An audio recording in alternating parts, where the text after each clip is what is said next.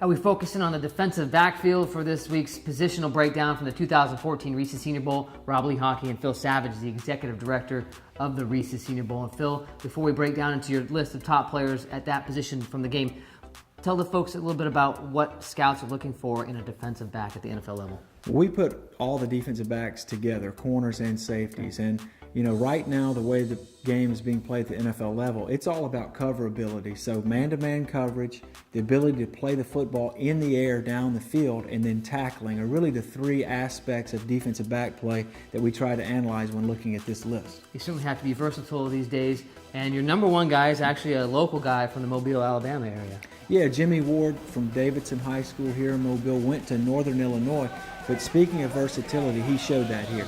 He played safety for the Huskies, shows up at the Senior Bowl as a safety, but he showed that skill to go down over a slot, cover man-to-man, was very aggressive, had excellent awareness to the football. Thought he had a very impressive week, was the Alabama Power defensive back of the week based on the practices. Who else do you have on your top five?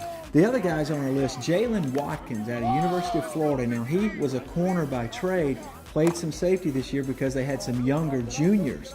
And to get their best players on the field, they slid him back to the back end of the field. But here at the Reeses Senior Bowl, he played corner, and he showed an excellent feel for man-to-man coverage, leverage. I thought he had a very impressive week. He fits as a combination corner, safety, and nickel back. A couple of other players to mention.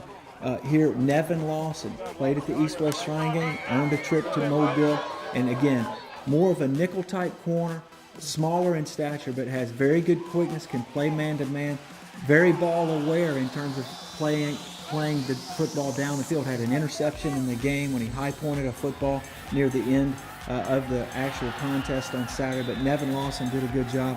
And a couple other players to mention, Stanley Jean-Baptiste was the biggest corner here, stands over 6'2", 215 pounds.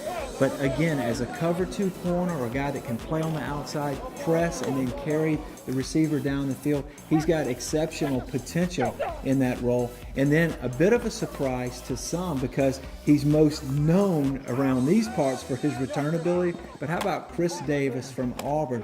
He really was aggressive, competitive in the one-on-ones, did not back down at all. He stands 5'9", 200 pounds, so he's got some thickness to his frame.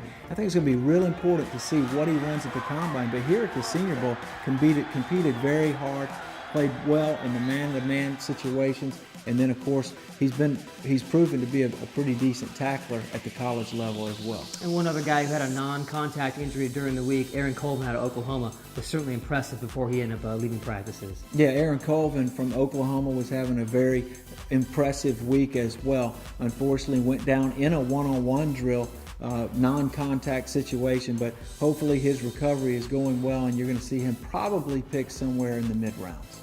That's your defensive backs. Our last position group probably always gets the headlines. They'll be our last group. That is the quarterbacks. They'll be next at SeniorBowl.com.